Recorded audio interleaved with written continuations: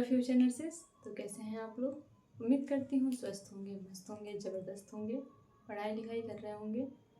और इसी को कॉन्टिन्यूस बनाने के लिए मैं लेकर के आई हूँ एक नया टॉपिक, जो कि है नियोनेटल रिसर्सिटेशन। वैसे नियोनेटल रिसर्सिटेशन के बारे में तो मैं नहीं बोल सकती कि आपने सुना होगा कि नहीं सुना होगा, बट आई होप कि आप CPR के बारे में ज़रूर जानते होंगे। और जो CPR होता है, तो CPR कार्डियोपल्मोनरी रिसर्सिटेशन, तो CPR सबके लिए होता है। मतलब कि जो ये नियोनेटल रिसर्सिटेशन हम बोल रहे हैं, अडल्ट रिसर्सिटेशन, चिल्ड्रन रिसर्सिटेशन, तो रिसर्सिटेशन का मतलब होता है रिवाइविंग, किसी को रिवाइव कराना, किसी को उस ब्रीदिंग इनिशिएट करना। बट इस जो प्रोसीजर है उस प्रोसीजर को हम बोलते हैं CPR। तो आप यहाँ पे नियोनेटल CPR भी बोल सकते हैं और नियोनेटल रिसर्सिटेशन भी बोल सकते हैं। तो आज हम देखेंगे कि नियोनेटल रिसर्सिटेशन कैसे होता है, इसका क्या प्रोसीजर होता है, क्या इंडिकेशन होते हैं, कौन सा ऐसा केस होता है जिसमें कि हम CPR करते हैं और CPR करके हमें क्या उससे बेनिफिट होता है। So today we will discuss all about these things. So let's begin. हम पहले ही देखते हैं कि CPR क्या है, डेफिनेशन क्या है, क्योंकि मैं इसमें पॉइंट वाइज चल रही हूँ ताकि आप लोगों को साथ के साथ प्रॉपर नोट्स भी मिल जाएं और एक्सप्लेनेशन भी। ठीक है। So it is series of actions used to assist newborn babies who have difficulty with making the physiological transition from the intrauterine to extrauterine life। कहने का मतलब ये है कि नियोनेटल रिसोसिटेशन हम किसे बोलते हैं। सो नियोनेटल रिसोसिटेशन यह एक प्रकार का सीरीज ऑफ एक्शन है। सीरीज ऑफ एक्शन का मतलब बोल सकते हैं इसमें बहुत सारे प्रोसीजर है, बहुत सारे पॉइंट्स हैं, बहुत सारे एक्शन है जिसको कि हम परफॉर्म कर रहे हैं। क्यों कर रहे हैं? इसलिए कि जो न्यू बॉर्न है, मतलब कि जो अभी बच्चा डिलीवर हुआ है, आई होप कि आप लोग न्यू बॉर्न का स्टेज जानते होंगे, क्योंकि हमने प्रीवियस वीडियो में देखा है स्टेजेस ऑफ न्यूबॉर्न या फिर स्टेजेस ऑफ लाइफ।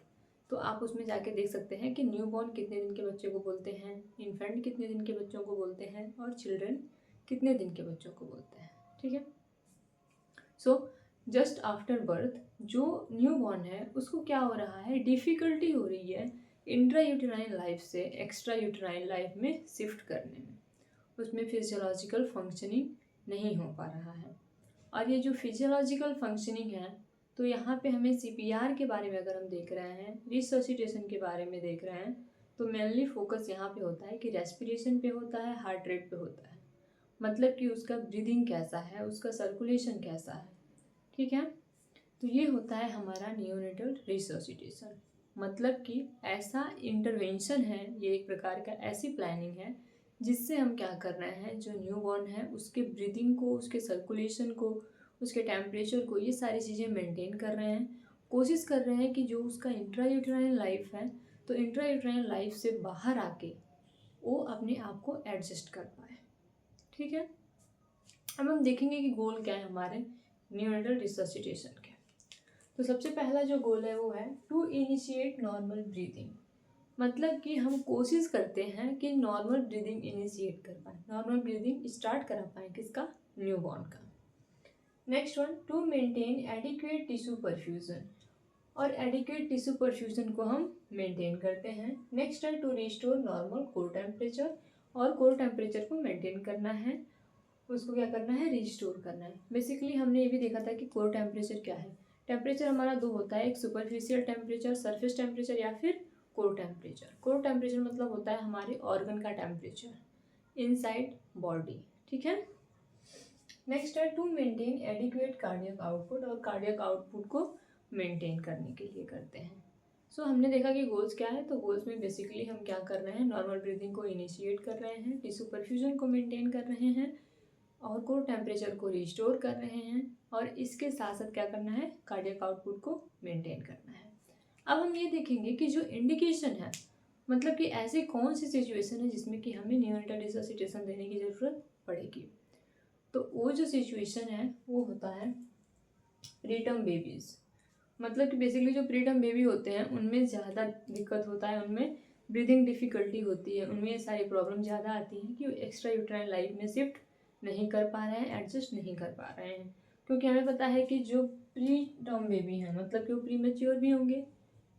आप लोग दोनों के बीच में डिफरेंस समझना कि जो प्री टर्म बेबी होते हैं, प्री टर्म बेबी का मतलब होता है कि वो 37 वीक ऑफ जेस्टेशन को कंप्लीट किए बिना डिलीवर हो गया, मतलब 37 ऑफ जेस्टेशन से पहले डिलीवर हुआ है। और प्री मैच्योर का मतलब ये होता है कि जो उसका वेट है वो 2.5 kg से कम है। तो ये देखा गया है जनरली कि जो प्री टर्म बेबी होते हैं उनका कई मतलब मैक्सिमम टाइम पे ऐसा होता है कि वो प्री मैच्योर होते हैं, मतलब कि उनका वेट कम होता है। नेक्स्ट होता है फीटल डिस्ट्रेस, मतलब कि फीटल डिस्ट्रेस हो गया। फीटल डिस्ट्रेस का मतलब ये होता है कि जब लेबर स्टार्ट होता है, मतलब सेकेंड स्टेज ऑफ लेबर में जब कॉन्ट्रेक्शन आते हैं, कॉन्ट्रेक्शन बहुत ज़्यादा आता है और क्या होता है कि जो ड्यूरेशन है second of stage of labour का, तो ड्यूरेशन एक्सटेंड हो गया है, ज़्यादा हो गया है, जिसकी वजह से फीटल डिस्ट्रेस होता है। क्योंकि वो डिस्ट्रेस इसलिए होगा जो ड्यूरेशन है वो बड़ा हो गया है, मतलब कि बहुत लंबे तक टाइम तक डिलीवरी चल रही है। और हमें पता है कि जब मदर का कॉन्ट्रैक्शन होता है, यूटेराइन कॉन्ट्रैक्शन, उस टाइम बेबी भी पूरी तरीके से मूव करता है और उस पर भी प्रेशर आता है। तो अब इतने मतलब अगर वो ड्यूरेशन बढ़ जाएगा तो ये प्रोसेस चलता रहेगा, और ये प्रोसेस चलते रहने की वजह से जो फीटस है वो डिस्ट्रेस में आ जाता है। और अगर फीटस डिस्ट्रेस में आ जाता है तो उसको ब्रीदिंग डिफ़िकल्टी होती है। ठीक है। नेक्स्ट आता है बर्थ एस्फैक्सिया। बर्थ एस्फैक्सिया का मतलब ये होता है कि वो नॉर्मल ब्रीथ करने में एबल नहीं है, रेस्पिरेशन उसका नहीं हो रहा है। नेक्स्ट है हाइपोक्सिया। हाइपोक्सिया मतलब कि जो ऑक्सीजन है, जो ब्लड का जो ऑक्सीजन है वो ब्रेन तक नहीं पहुंच रहा है, तो जिसकी वजह से हाइपोक्सिया होने के चांसेस होते हैं। अगर हाइपोक्सिया होगा तो साइनोसिस वगैरह भी होगा साथ में।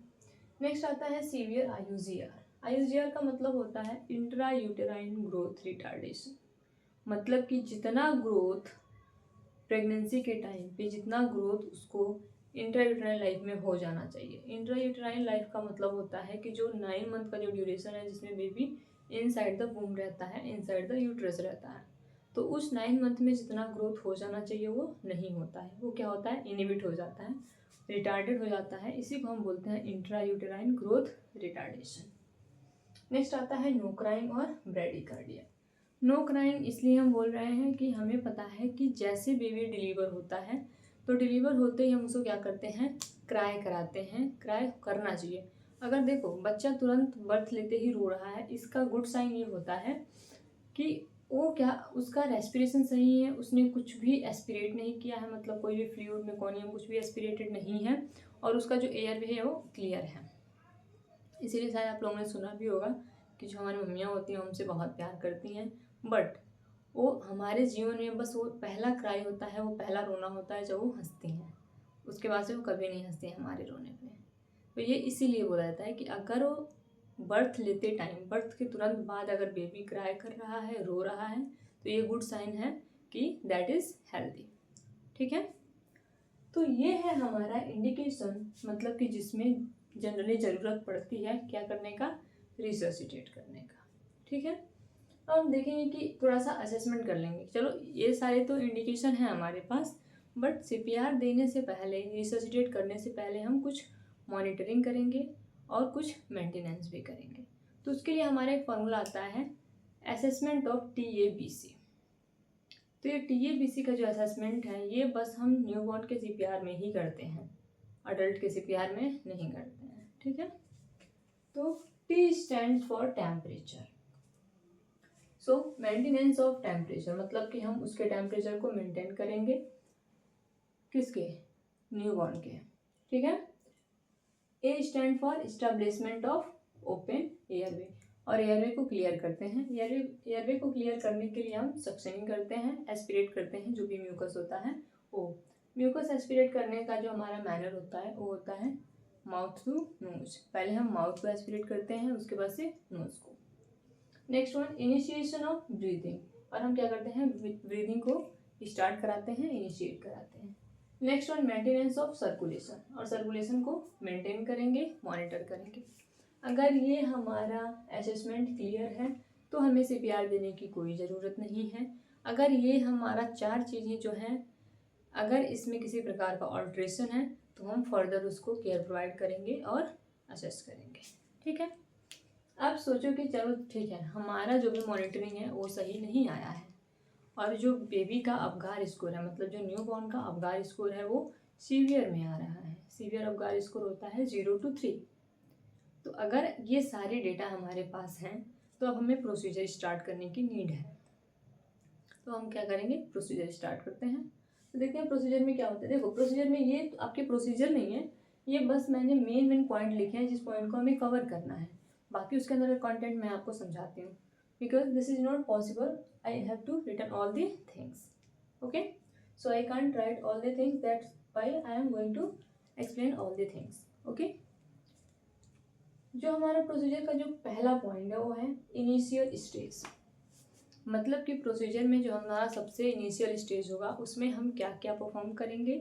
तो उसमें सबसे पहले तो ये कि जो हम बेबी को रिसीव करेंगे तो प्री वॉर्म टॉयल में रिसीव करेंगे, क्योंकि ये हमारा न्यूनेटल रिससिटेशन है और neonatal resuscitation just after birth हम देते हैं। तो इसके लिए इस बात का हमें ध्यान रखना है कि उसका टेम्परेचर मेंटेन रहे। इसके लिए जैसे हम बेबी को रिसीव करेंगे तो प्री वॉर्म टॉयल में रिसीव करेंगे।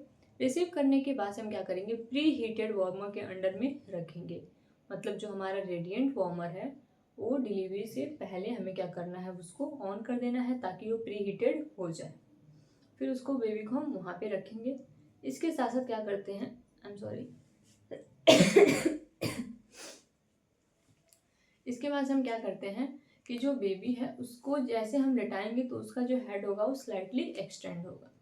इस बात का ध्यान रखना है कि स्लाइटली एक्सटेंड करना है। और हेल्प किसके हेल्प से करना है, तो शोल्डर रोल। हम कभी भी जब अगर बेबी को लिटाते हैं तो उसका हेड थोड़ा सा एक्सटेंड करते हैं। एक्सटेंड इसलिए करते हैं ताकि उसको जो भी म्यूकस वगैरह है वो एस्पिरेट नहीं हो, ठीक है। लेकिन इस बात का ध्यान रखना है कि हमें उसे किसी भी प्रकार का कोई पिलो नहीं लगाना है। तो हम पिलो यूज़ नहीं करते हैं, शोल्डर रोल यूज़ करते हैं। और इस बात का भी ध्यान रखना है कि हाइपर एक्सटेंशन या फिर अंडर एक्सटेंशन नहीं होना चाहिए। मतलब कि उसका जो हेड है वो बहुत ज़्यादा एक्सटेंड नहीं होना चाहिए या फिर बहुत ज़्यादा बहुत कम नहीं होना चाहिए। कई बार ऐसा होता है कि एकदम नीचे हो जाता है हेड, कई बार ऐसा होता है एकदम ऊपर हो जाता है। तो ये क्या करता है, ब्रीदिंग को इनहिबिट करता है, ठीक है। नेक्स्ट वन हमारा है provide tactile stimulation. Provide tactile stimulation का मतलब ये होता है कि हम बेबी को टैक्टाइल स्टिमुलेशन प्रोवाइड कर रहे हैं। टैक्टाइल मतलब होता है टच, कहीं ना कहीं टच से रिलेटेड होता है। तो टच करने के लिए हम बेबी को यही दो चीज़ें करते हैं, स्लैपिंग, फ्लिकिंग, या फिर उसको हम डायरेक्ट वेंटिलेशन देते हैं, ठीक है। डायरेक्ट मतलब ओपन वेंटिलेशन। तो देखते हैं, सबसे पहले हम करेंगे टैक्टाइल स्टिमुलेशन में। तो टैक्टाइल स्टिमुलेशन में हम उसे क्या कर रहे हैं, स्लैपिंग कर रहे हैं या फिर फ्लिकिंग कर रहे हैं। स्लैपिंग का मतलब ये कि जैसे बेबी डिलीवर होता है हम क्या करते हैं, उसके बटेक्स पे या फिर उसके बैक पे स्लैप करते हैं ताकि वो क्राई करे। हमें देखना चाहते हैं कि वो क्राई कर रहा है कि नहीं। बिकॉज अगर उसने क्राई किया मतलब कि एयरवे क्लियर है, अगर उसने क्राई नहीं किया मतलब कि कुछ ना कुछ एयरवे में है और कुछ ना कुछ ऑब्स्ट्रक्शन है, जो कि आपका मेगोनियम स्टेंट भी हो सकता है, एस्पिरेशन हो सकता है, या फिर कोई भी सिक्रीशन एस्पिरेशन हो सकता है। इसके बाद से फ्लिकिंग का मतलब ये होता है किसी भी शार्प ऑब्जेक्ट से उसका जो पैर का सोल है, मतलब जो तलवा है पैर का, उसमें क्या करते हैं, थोड़ा सा स्क्रैच करते हैं। हो सकता है कि अपने फिंगर से स्क्रैच करते हैं। जनरली तो फिंगर ही यूज़ करते हैं क्योंकि इतना डेलिकेट टिश्यू होता है उसका कि हम कोई और शार्प ऑब्जेक्ट यूज़ नहीं कर सकते हैं। नेक्स्ट वन होता है क्या कि हम उसको ब्रीदिंग देते हैं। ब्रीदिंग का मतलब यह है कि ओपन ब्रीदिंग, मतलब डायरेक्ट ब्रीदिंग। जैसे बेबी को हमने लिटाया है, हमने पहले दिखाई कि उसको हम फ्लैट सरफेस पे लिटा रहे हैं, तो इसके लिए उसको हम क्या करते हैं, बैग मास्क से या फिर डायरेक्ट एम्बू बैग से उसको ब्रीथ करवाते हैं। मतलब कि उसको ऑक्सीजन डायरेक्ट प्रोवाइड करते हैं। अगर ऑक्सीजन लेने के लिए वो अपना एक्शन कर रहा है, मतलब कि वो हाथ पैर मार रहा है, हाथ में थोड़ा सा मूवमेंट हो रहा है हाथ पैर में, वो ब्रीथ कर रहा है, कुछ ऑक्सीजन इनहेल कर रहा है, तो ये सारा होता है हमारा स्टिमुलेशन, मतलब कि टैक्टाइल स्टिमुलेशन। इसलिए तो अभी जो हमने देखा है कि जो स्लैपिंग या फिर फ्लिकिंग से कर रहे थे, तो उसमें भी अगर उसने क्राई किया या फिर हमने उसको टैक्टाइल स्टिमुलेशन प्रोवाइड करने के लिए अपने फिंगर से उसके सोल पे थोड़ा सा स्क्रैच किया, अगर उसके हाथ पैर में कोई मूवमेंट हुआ, मतलब कि जो स्टिमुलेशन है उसका वो प्रेजेंट है। तो अगर स्टिमुलेशन प्रेजेंट है तो हमें आगे फर्दर किसी प्रकार का कोई कंप्रेशन देने का या फिर CPR देने की ज़रूरत नहीं है। उसको बस हम क्या करेंगे, NICU में शिफ्ट कर देंगे और उसको क्लोज मॉनिटरिंग करते रहेंगे। But if newborn is not responding for the tactile stimulation, we will go for bag mask ventilation. तो अगर जो बेबी है वो क्या कर रहा है, टैक्टाइल स्टिमुलेशन का रिस्पॉन्स नहीं किया, तो टैक्टाइल स्टिमुलेशन का रिस्पॉन्स नहीं करने के केस में हम क्या करते हैं, बैग मास्क वेंटिलेशन करते हैं। और ये बैग मास्क वेंटिलेशन क्या है, तो बैग मास्क वेंटिलेशन के लिए सबसे पहला पॉइंट ये होना चाहिए कि जो बेबी है वो क्या किया है, जो बेबी है वो टैक्टाइल स्टिमुलेशन का रिस्पॉन्स नहीं किया है। अब हम क्या करेंगे, बैग मास्क वेंटिलेशन देंगे। बैग मास्क वेंटिलेशन का जो रेट होता है वो हमें क्या करना है, 40 to 60 breath per minute, 40 to 60 breath per minute के रेट से हमें क्या करना है, उसको वेंटिलेट करना है। इसमें कोई कंप्रेशन नहीं होगा, कुछ नहीं होगा, बस उसके हेड को एक्सटेंड करके और उसको क्या करते हैं, ब्रीथ देते हैं।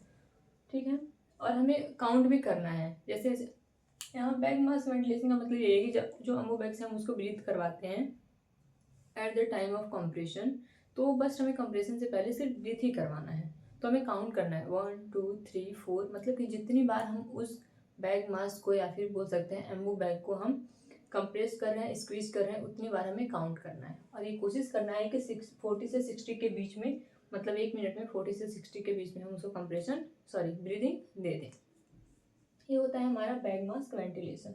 अगर फिटस ने अगर न्यूबॉर्न ने यहाँ तक भी रिस्पॉन्स कर दिया, मतलब कि 60 ब्रीथ देने के बाद से अगर वो ब्रीथ लेना स्टार्ट कर रहा है, ऑक्सीजन इनहेल कर रहा है, तो भी हम क्या करेंगे, उसको शिफ्ट करवाएंगे।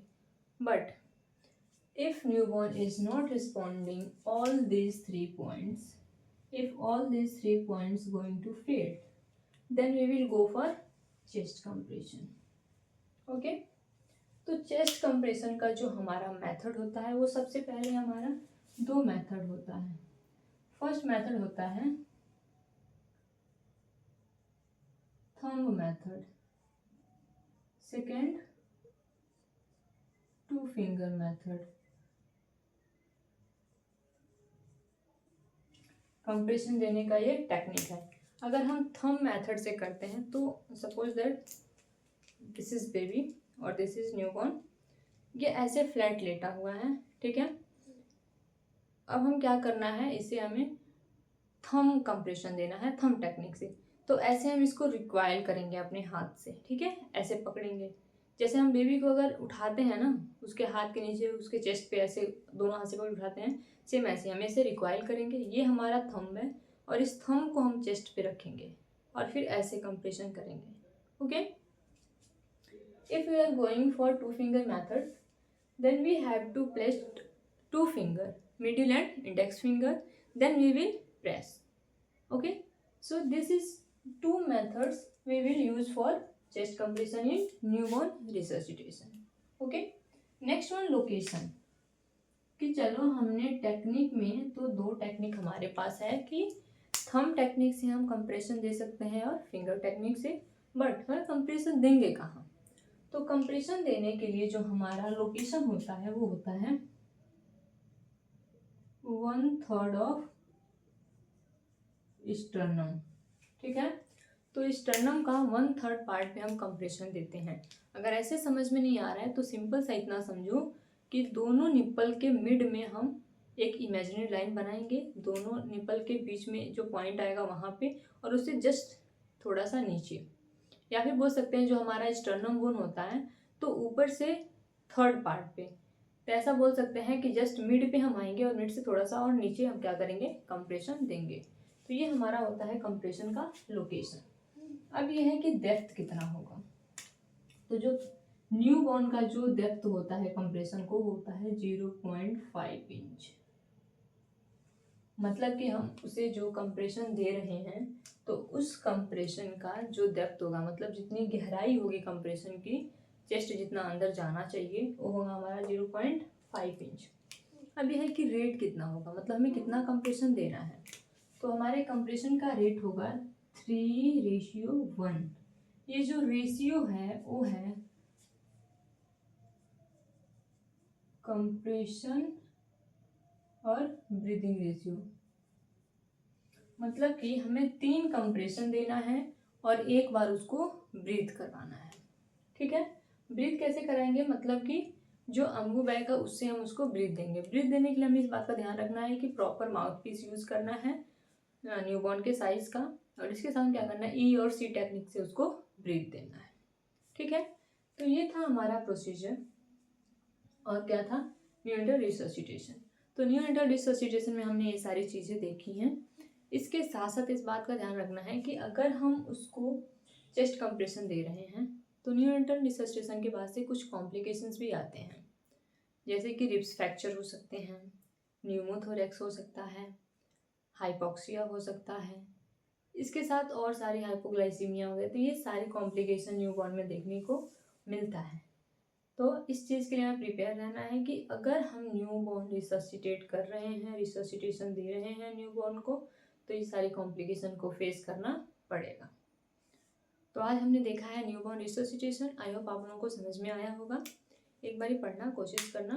अगर किसी प्रकार का कोई डाउट हो तो आप कमेंट सेक्शन में बता सकते हैं, या फिर अगर ये आपको हार्ड लग रहा हो तो बताना, मैं कोशिश करूँगी कि इसको और ईजी वे में बता सकूँ। ठीक है, तो बेसिकली आज हमने न्यूबॉर्न रिसर्सिटेशन देखा कि इसमें डेफिनेशन क्या होती है, न्यूबॉर्न रिसर्सिटेशन क्यों करते हैं, इसका गोल क्या है, इसके साथ साथ इंडिकेशन, मतलब कि ऐसे कौन कौन से केस हैं जिसमें हम न्यूबॉर्न रिसर्सिटेट कर सकते हैं। नेक्स्ट वन हमने देखा है कि TABC का असेसमेंट कैसे करेंगे, और उसके बाद से प्रोसीजर। आज के लिए बस इतना ही। All the very best. अगर आपको कुछ बेनिफिशियल लगा हो क्लासेस तो लाइक और सब्सक्राइब करते जाना, ताकि जो भी इंफॉर्मेशन हो आप तक पहुंच पाए। Okay, all the very best, thank you.